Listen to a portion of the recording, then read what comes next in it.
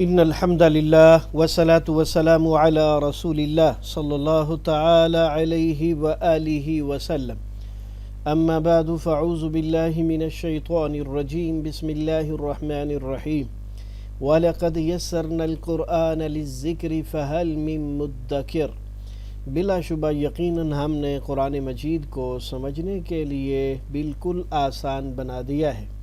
کیا کوئی ہے جو اس سے نصیحت حاصل کرے؟ اللہم صلی علی محمد النبی الامی وعلی آلہ واصحابہ وبارک وسلم۔ ہمارے آج کے سبق میں ہے سورۃ البقرہ آیت نمبر 128 تا 129۔ آیت نمبر 128 میں اللہ سبحانہ وتعالی ارشاد فرماتے ہیں: اعوذ باللہ من الشیطان الرجیم بسم اللہ الرحمن الرحیم ربنا وجعلنا مسلمین لک ومن ذریتنا امة مسلمة لک وَأَرِنَا مَنَاسِكَنَا وَتُبْ عَلَيْنَا إِنَّكَ أَنْتَ التَّوَّابُ الرَّحِيمُ۔ اے ہمارے رب، اور ہمیں اپنے لیے فرما بردار بنا، اور ہماری اولاد میں سے بھی ایک امت اپنے لیے فرما بردار بنا، اور ہمیں ہمارے عبادت کے طریقے دکھا،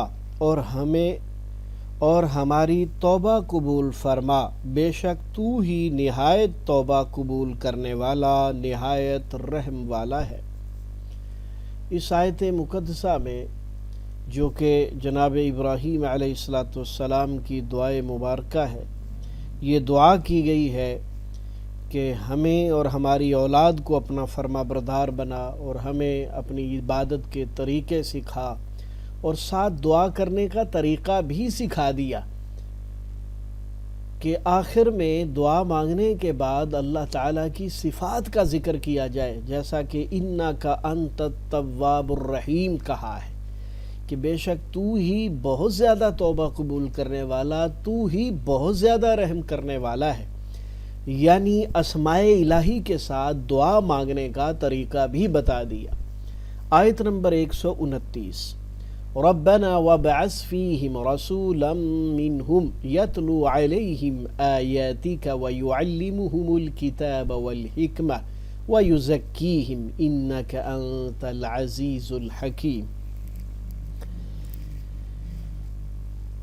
اے ہمارے رب، اور انہی میں سے ایک رسول بھیج جو ان پر تیری آیتیں پڑھے، اور انہیں کتاب و حکمت سکھائے، اور انہیں پاک کرے، بے شک تو ہی سب پر غالب اور کمال حکمت والا ہے۔ یہ ابراہیم اور سیدنا اسماعیل علیہ السلام کی دعا کا خاتمہ یعنی آخری حصہ ہے۔ اس میں اللہ تعالیٰ کے ان عظیم پیغمبروں نے اللہ تعالیٰ سے ایک بہت بڑی دعا مانگی ہے، اور اس کا اشارہ رسولن سے سمجھ آتا ہے۔ رسولن سے مراد سید الانبیاء والمرسلین محمد کریم صلی اللہ علیہ وسلم ہیں، کیونکہ اسماعیل علیہ السلام کی اولاد میں آپ صلی اللہ علیہ وسلم کے سوا کوئی دوسرا نبی نہیں ہوا۔ اصحاب رسول صلی اللہ علیہ وسلم نے آپ سے عرض کیا کہ آپ ہمیں اپنے متعلق بتائیں، تو آپ صلی اللہ علیہ وسلم نے فرمایا: میں اپنے باپ ابراہیم علیہ السلام کی دعا، سیدنا عیسیٰ علیہ السلام کی بشارت ہوں، اور میری والدہ کو جب امید ہوئی تو انہوں نے دیکھا کہ ان کے بدن سے ایک نور نکلا ہے، جس سے بصرہ روشن ہو گیا، اور بصرہ شام کی زرزمین میں سے ایک علاقہ ہے۔ اور یہ حدیث مستدرک حاکم میں جلد نمبر 2 صفحہ نمبر 601 اور حدیث نمبر 4176 ہے۔ اس حدیث کو امام حاکم رحمہ اللہ نے روایت کیا ہے، اور امام ذہبی رحمہ اللہ نے اس کو صحیح کہا ہے، ان کی موافقت کی ہے۔ علامہ البانی، شیخ البانی رحمہ اللہ نے اسے صحیح کہا ہے، سلسلہ صحیحہ میں 1545 نمبر حدیث ہے۔ شام کی تخصیص اس لیے ہے کہ آخر زمانہ میں شام ہی اسلام کا مرکز بنے گا۔ عیسیٰ علیہ السلام کا نزول بھی شام میں ہوگا، حدیث میں ہے کہ جس گروہ کے قیامت تک حق پر رہنے کی خبر دی گئی ہے وہ بھی شام میں ہوگا۔ ابن کثیر میں صحیح بخاری کے حوالے سے ہے وہم بالشام، کہ وہ لوگ شام میں ہوں گے۔ الکتاب جو کہ اس میں پیغمبر کی ذمہ داریوں میں سے بہت بڑی ذمہ داری کا ذکر ہے، وَيُعَلِّمُ يَتْلُو عَلَيْهِمْ آيَاتِكَ وَيُعَلِّمُهُمُ الْكِتَابَ وَالْحِكْمَةَ، کہ وہ پیغمبر آیتیں پڑھ پڑھ کے ان کو کتاب اور حکمت کی تعلیم دے گا۔ تو حکمت سے کیا مراد ہے؟ حکمت سے مراد حدیث پاک ہے، اور الکتاب سے مراد قرآن مجید ہے۔ اور اسلام کے بنیادی اصول یہی دو ہیں۔ اور آخر میں ہے وَيُزَكِّيهِمْ، پاک رکھنے کا کیا مطلب؟ پاک کرنے سے مراد شرک اور گناہوں سے پاک کرنا مراد ہے، اور اطاعت اور اخلاص کی تعلیم دینا ہے۔ آخر میں بڑی تاکید کے ساتھ ارشاد فرمایا اِنَّكَ أَنْتَ الْعَزِيزُ الْحَكِيمُ۔ اِنَّا کا اِنَّا بھی تاکید ہے، کا بھی تاکید ہے، انتا بھی تاکید ہے، العزیز کے شروع میں بھی الف لام ہے، تو اس سے دوہرا حصر پیدا ہو گیا، یعنی بہت زیادہ تاکید، اس لیے ترجمے میں تو ہی لفظ کا اضافہ کیا گیا ہے۔ تو اس آیت مقدسہ میں سید الانبیاء محمد کریم صلی اللہ علیہ وآلہ وسلم کو مبعوث کرنے کی جو خصوصی حکمتیں ہیں اور آپ کی خصوصی ذمہ داریاں ہیں، ان کا خصوصی طور پر تذکرہ کیا گیا اس دعائے مبارکہ کے اندر، کہ یہ اللہ کا آخری نبی اور رسول قرآن مجید کی تلاوت کر کے اس کے ذریعے لوگوں کا تزکیہ کرے گا، قرآن اور سنت کی تعلیم دے گا، لوگوں کو جو ہے وہ شرک اور گناہوں سے پاک کرے گا، اور یہ کام یقیناً اللہ تعالیٰ کی کمال حکمت کے ساتھ اور رب العزت کی کمال توفیق کے ساتھ سر انجام پائے گا۔ اور اس آیت مبارکہ کے آخر میں بھی رب العزت نے سیدنا ابراہیم علیہ السلام کے آخری جو الفاظ ہیں وہ اِنَّكَ أَنْتَ الْعَزِيزُ الْحَكِيمُ، یعنی اسماء الہیہ کے ساتھ دعا مانگنے کا طریقہ بھی بتا دیا، کہ جب اللہ تعالیٰ سے مانگتے ہیں تو اس کے اسماء مبارکہ کا ذکر خصوصی طور پر کرتے ہیں، جس سے اس دعا کی قبولیت یقینی ہو جاتی ہے۔ یہ ہے ہمارے آج کے سبق کا مفہوم۔ تو آئیے اب ہم اس کے ترجمے کو سمجھنے کی کوشش کرتے ہیں۔ پہلا اسلوب ترجمہ قرآن بذریعہ علامات۔ ربنا، اے ہمارے رب، یہ لفظ اصل میں ہے یا ربنا۔ تو ہماری زبان میں بھی ایسے بہت سارے الفاظ ہوتے ہیں جن کو ہم کسی کو بلاتے وقت جو ہے اس کو شارٹ کر دیتے ہیں، لفظ یا کو حذف کر دیتے ہیں، نہیں بولتے۔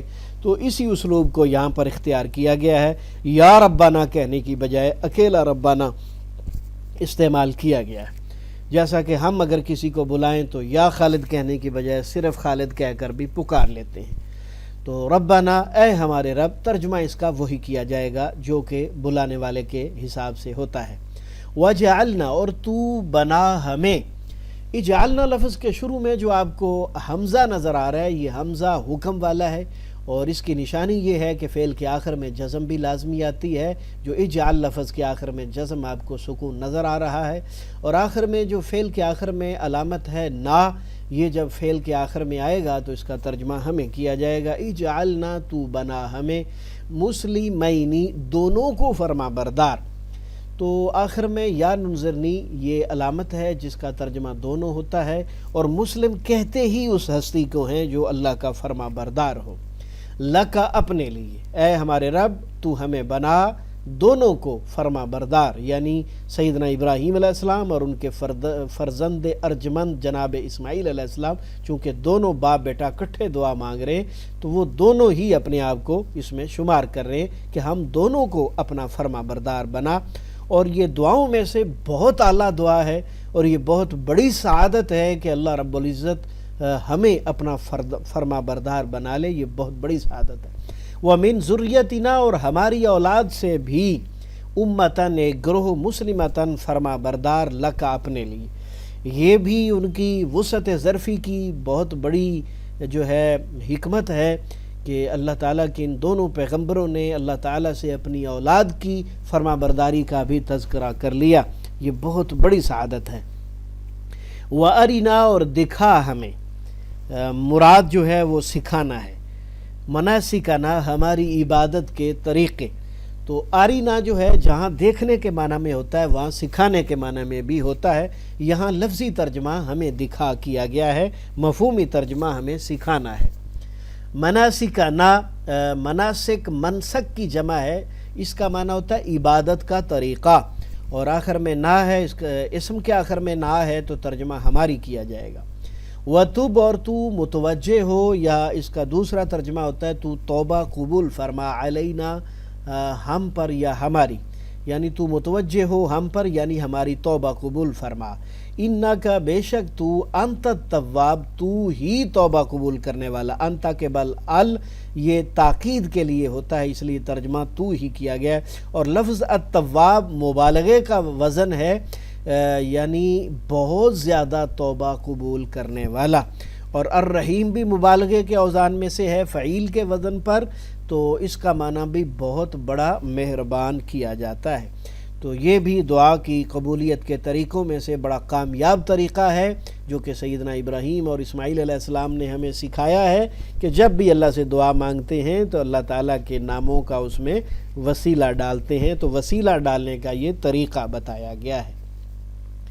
ربنا، اے ہمارے رب، وابعث، تو بھیج، حمزہ حکم والا اور آخر میں جزم اس کی علامت، وابعث تو بھیج، مبعوث ہونا اور بعثت دونوں اردو میں بولے جاتے ہیں، فیہم ان میں، یعنی چونکہ دنیا میں انسان ہیں اس میں انسانوں کو رسول بنا، رسولاً ایک رسول، اور مراد سید الانبیاء محمد کریم صلی اللہ علیہ وسلم ہیں، منہم انہی میں سے، یتلو وہ تلاوت کرے، وہ رسول کس لیے آئے گا؟ یتلو وہ تلاوت کرے، تلاوت اور وحی مطلوب اردو میں بولتے ہیں، علیہم ان پر، آیاتی کا تیری آیات، ویعلمہم الکتاب اور وہ تعلیم دے انہیں، یعلمو میں یا کا معنی وہ، اور آخر میں جو لفظ ہم استعمال ہوا ہے یہ فعل کے آخر میں آیا، اس لیے ترجمہ انہیں کریں گے، اور باقی لفظ علم پر جب علم کے لفظ پر جب شد کا استعمال ہو تو جاننے کی بجائے سیکھنا سکھانا تعلیم دینا مراد ہوتا ہے۔ وَيُعَلِّمُهُمُ الْكِتَابَ اور وہ تعلیم دے انہیں کتاب کی، والحکمت اور حکمت کی، الکتاب قرآن مجید اور الحکمت سنت رسول، ہاں جی، نبی علیہ السلام کے ارشادات عالیہ، وَيُزَكِّهِمْ اور وہ پاک کرے انہیں۔ یہ تزکیہ جو ہے پاک کرنے کے معنی میں یہ ظاہری بھی ہوتا ہے باطنی بھی ہوتا ہے، یعنی سیرت اور کردار اور اعمال کے ذریعے ان کو پاک صاف کر دے، شرک و بدعت سے بھی پاک ہو جائیں، عقائد شریعت کے مطابق ہو جائیں۔ انکا، بے شک تو، انت العزیز، تو ہی غالب، الحکیم بہت حکمت والا ہے۔ دوسرا اسلوب تفہیم قرآن بذریعہ اردو زبان۔ ہمارے اس اسلوب کے مطابق 65% الفاظ اردو میں ڈائریکٹ یا انڈائریکٹ کالے رنگ میں نظر آئیں گے، 20% بار بار آنے والے خود بخود یاد ہو جائیں گے نیلے رنگ میں، 15% آپ نے یاد کرنے ہیں سرخ رنگ میں۔ ربنا، اے ہمارے رب، رب کائنات، مربی تربیت، ربوبیت توحید ربوبیت سب اردو میں بولے جاتے ہیں، وجعلنا اور تو ہمیں بنا، مسلمین دونوں کو فرما بردار، مسلمان ہوتا ہی فرما بردار ہے، لکا تیرے لیے یا اپنے لیے، ومن ذریتنا اور ہماری اولاد میں سے، ذریت آدم بولا جاتا ہے، امتم مسلمتن ایک گروہ فرما بردار، لکا اپنے لیے، وارنا اور ہمیں دکھا ہمیں سکھا، مناسکنا ہمارے طریقے عبادت کے، ہمارے عبادت کے طریقے، منسکن کی جمع مناسک، مناسک حج کا لفظ ہماری زبان میں بولا جاتا ہے۔ وَتُبْ عَلَيْنَا اور تو متوجہ ہو ہم پر یعنی ہماری توبہ قبول فرما، توبہ تائب اردو میں بولا جاتا ہے، اور علینا میں علی اردو میں بولا جاتا ہے، علیحدہ علی الاعلان، علی حاضر القیاس، علی وجہ البصیرت وغیرہ بولا جاتا ہے۔ انکا، بے شک تو، انت التواب، تو ہی بہت زیادہ توبہ قبول کرنے والا، اور رحیم بہت زیادہ رحم کرنے والا ہے۔ ربنا، اے ہمارے رب، وبعث اور تو بھیج، مبعوث، باعث، بعثت نبوی سب اردو میں بولے جاتے ہیں، فیہم اے ہمارے رب تو بھیج، فیہم ان میں، فی الحال، فی الفور، فی الحقیقت، فی الواقع، رسولاً ایک رسول، منہم ان میں سے، یتلو وہ تلاوت کرے، تلاوت اور وحی مطلوع اردو میں بولا جاتا ہے، علیہم ان پر، آیاتی کا تیری آیات، آیت کی جمع آیات، وَيُعَلِّمُهُمُ الْكِتَابَ اور وہ تعلیم دے انہیں کتاب کی، معلم تعلیم، معلمہ معلمات سب اردو میں بولے جاتے ہیں، کتاب ڈائریکٹ بولا جاتا ہے، کاتب مکتوب کتابت، والحکمت اور حکمت، سنت اور حکمت دونوں بولے جاتے ہیں، وَيُزَكِّهِمْ اور تزکیہ وہ پاک کرے گا انہیں، اِنَّكَ أَنْتَ الْعَزِيزُ الْحَكِيمُ بے شک تو ہی نہایت غالب بہت حکمت والا ہے۔ تو ہمارے آج کے سبق میں کل 2 الفاظ ہیں جو آپ نے یاد کرنے ہیں، اجعلنا تو بنا ہمیں، العزیز بہت ہی غالب۔ چند ایک الفاظ بار بار آنے والے ہیں جو کہ ہم معلم القرآن میں پہلے ہی پڑھ چکے ہیں، اور اگر آپ میں سے کسی بھائی نے نہیں پڑھے تو وہ یوٹیوب پر ہمارے موجود لیکچر بیت القرآن چینل پر وہ آپ سماعت فرما سکتے ہیں۔ اور اکثریت ایسے الفاظ کی ہے جو کہ ہماری اردو زبان میں بولے اور سمجھے جاتے ہیں، استعمال کیے جاتے ہیں۔ رب العزت کا شکر ہے کہ اس نے ہمیں اپنی کلام مجید سمجھنے کی توفیق عطا فرمائی۔ رب العزت سے ہم دعا کرتے ہیں کہ ہم سب کو صحت و سلامتی اور ایمان والی زندگی عطا فرما، اپنی رحمت سے رزق حلال وسیع عطا فرما، اور اس میں سے اپنی راہ میں بھرپور خرچ کرنے کی توفیق عطا فرما۔ اے مولا جو تو نے ہمیں عطا کیا ہے اس میں خیر اور برکت عطا فرما، اور ہمیں وہ عطا فرما جو ہمارے لیے خیر و برکت والا ہو، اور ہمیں وہ عطا فرما جو سید الانبیاء محمد کریم صلی اللہ علیہ وسلم نے ہمارے لیے دعائیں کی ہیں۔ اے مولا ہمارے حق میں وہ دعائیں قبول فرما، اور ہمیں سید الانبیاء محمد کریم صلی اللہ علیہ وسلم کا بھی فرما بردار بنا، آپ کی سنت کی لاج رکھنے والا بنا، حقیقی مسلمان بنا، جب تک زندہ رہیں صحت و سلامتی اور ایمان کی حالت میں رہیں، جب موت آئے تو ایمان پر آئے۔ ربنا تقبل منا انک انت السمیع العلیم وتب علینا انک انت التواب الرحیم۔ آخر دعوانا الحمدللہ رب العالمین۔ کفارہ مجلس کی دعا پڑھ لیجئے۔